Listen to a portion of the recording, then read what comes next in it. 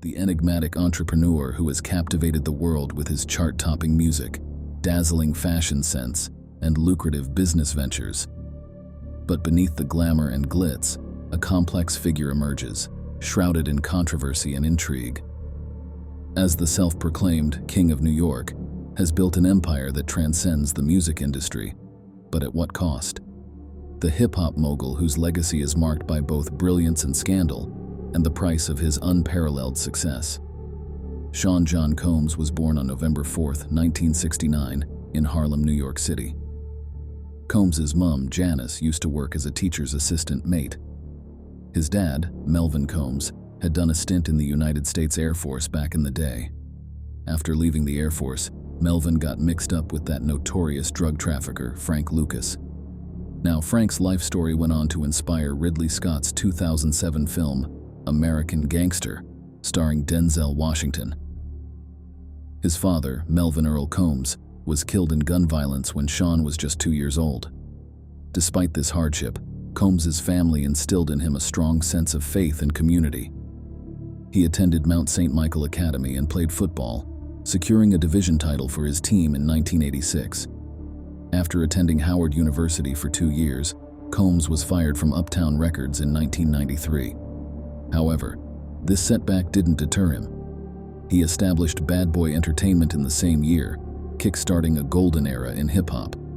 The label's roster included Mary J. Blige, Faith Evans, and Notorious B.I.G., whose debut album, Ready to Die, 1994, became a cultural phenomenon. In 1999, Combs confronted Steve Stout over a music video and released his second solo album, Forever. He underwent a transformation in 2001, changing his stage name to P. Diddy.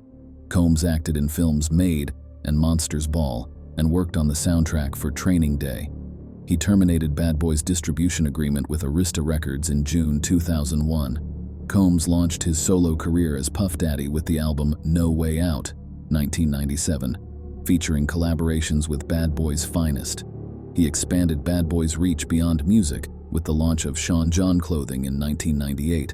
This move solidified his status as a visionary entrepreneur, earning him the CFDA Menswear Designer of the Year award in 2004. Combs continued to diversify his interests, partnering with artists from diverse genres and signing pop girl group Dream to his record label. He produced reality TV shows like Making the Band and I Want to Work for Diddy. In 2007, Combs partnered with Ciroc Vodka, leading to a surge in sales. Back in the day, Sean Diddy Combs was working at Uptown Records when he discovered this young rapper from Brooklyn, Christopher Wallace, better known as Biggie Smalls, or the notorious B.I.G. Combs snapped him up and started working on his debut album. But things didn't exactly go smoothly, mate. Combs' partnership with Uptown's founder, Andre Harrell, went pear-shaped, and he got the old heave-ho. No worries, though. Combs just went and set up his own record label, Bad Boy Records, and brought Biggie along for the ride.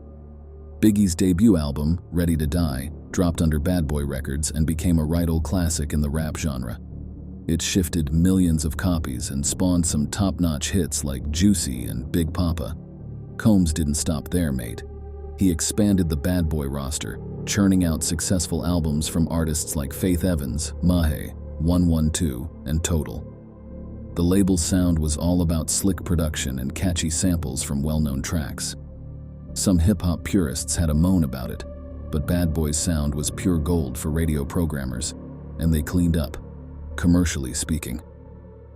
Blimey, Biggie Smalls' life was tragically cut short in a drive-by shooting at just 24 years old, mate. What are the charges that Sean Combs is facing?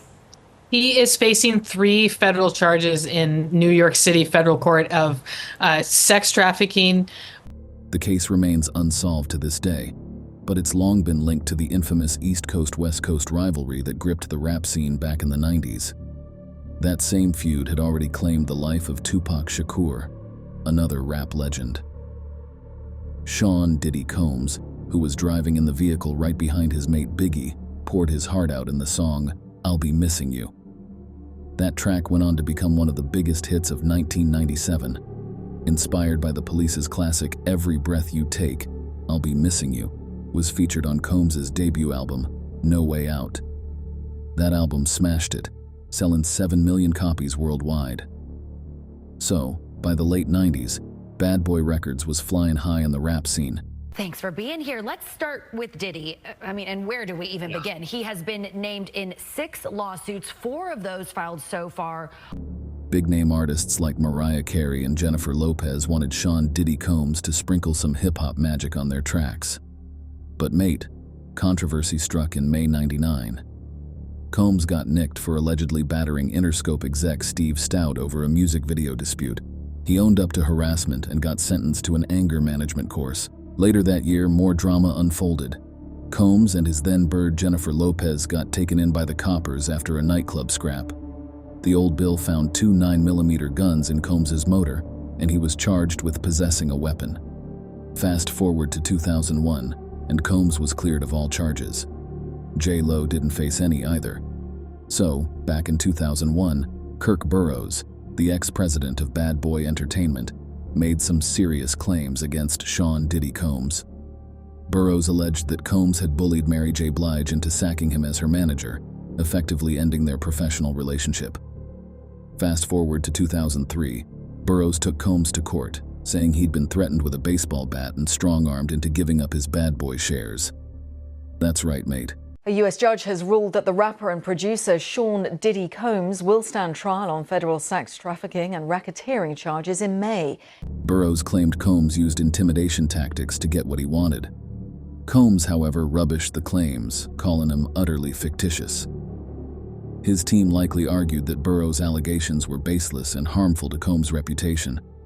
Anyway, the case fizzled out in 2006 when an appeals court chucked it out, saying the statute of limitations had run its course, mate. Essentially, the court decided that Burroughs had taken too long to pursue the case, and it was tossed out on a technicality. It's worth noting that this wasn't the only legal scrape Combs had been in. He'd faced similar allegations and lawsuits over the years, but this one seemed to fade away without much fanfare. Still, it's a reminder that the music industry can be cutthroat, and even the biggest names aren't immune to controversy. Cassie Ventura, a talented 20-year-old singer, had achieved modest success in Germany with her debut single, Me and You. Sean Diddy Combs had chanced upon the track during a night out and was so impressed that he persuaded Cassie to sign a 10-album contract with Bad Boy Records. Cassie's self-titled debut album was released in 2008 to critical acclaim, with reviewers praising its innovative and futuristic R&B style. At the time, Combs and Cassie had been involved in a romantic relationship. Fast forward to December 2023, Cassie took Combs to court, filing a civil lawsuit alleging exploitation and abuse. She claimed Combs had used his influence to establish a manipulative and coercive romantic and sexual relationship.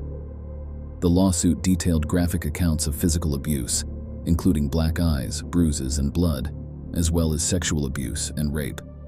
Diddy and his entourage violently gangbang-style raped her in Orinda. We're naming her because she is publicly named in the lawsuit.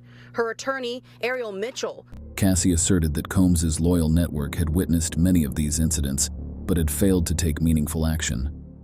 Combs vehemently denied the allegations, accusing Cassie of attempting to extort him. The case was settled the very next day after it was filed in New York. Combs' attorney stated that the settlement was in no way an admission of wrongdoing. It's been a right old mess for Sean Diddy Combs, mate. Back in 1991, Joy Dickerson Neal accused him of drugging and sexually assaulting her while she was at uni.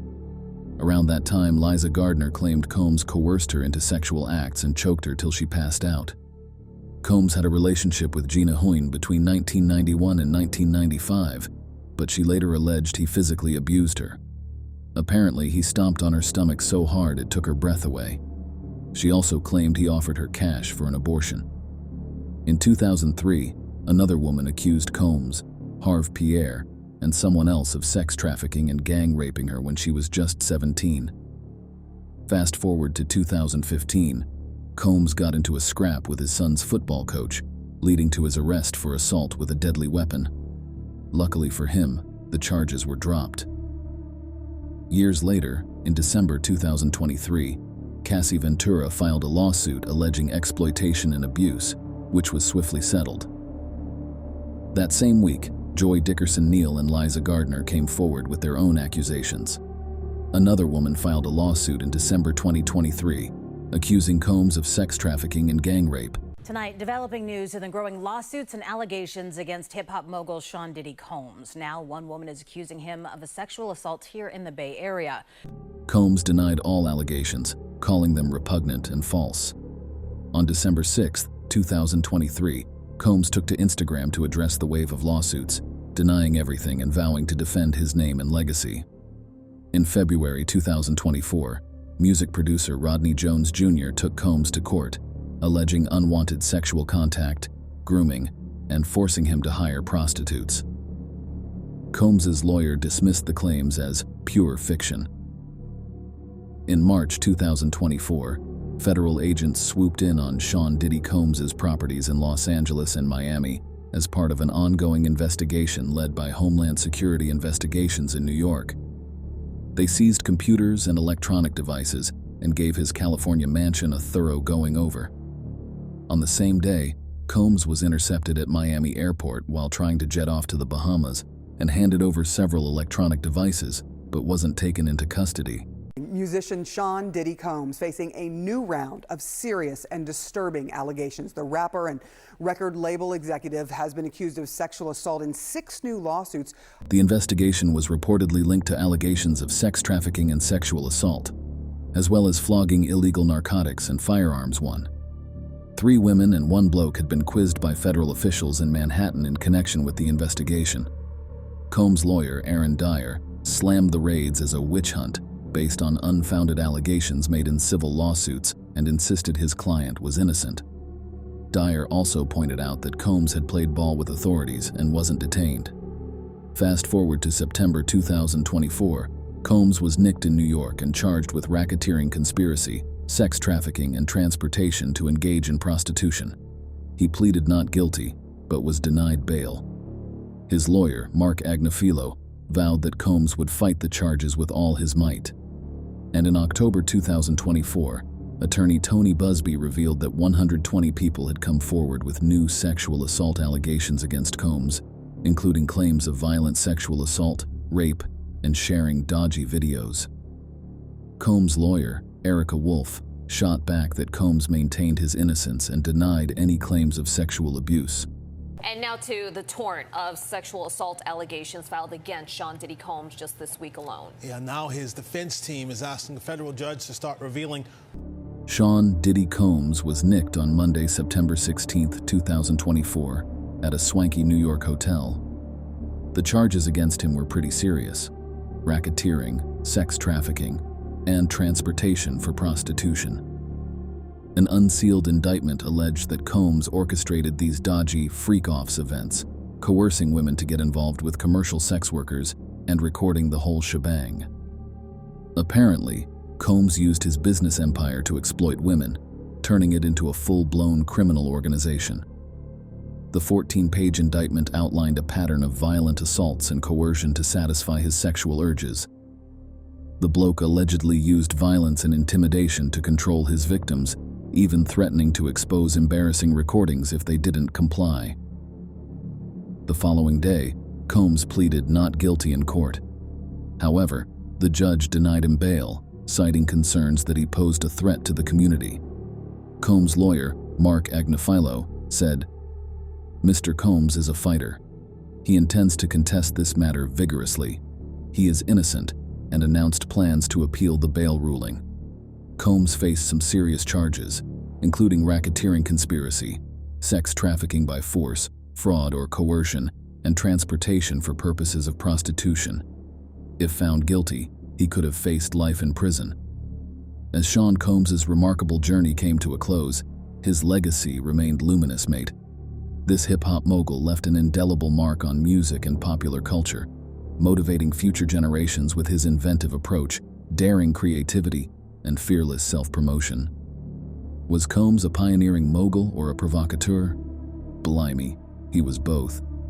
His groundbreaking entrepreneurship and artistic insight transformed the music industry, fostering iconic careers and broadening his empire into fashion, film, and global spirits. Thanks for watching. Hope you liked the video. Do subscribe to our channel.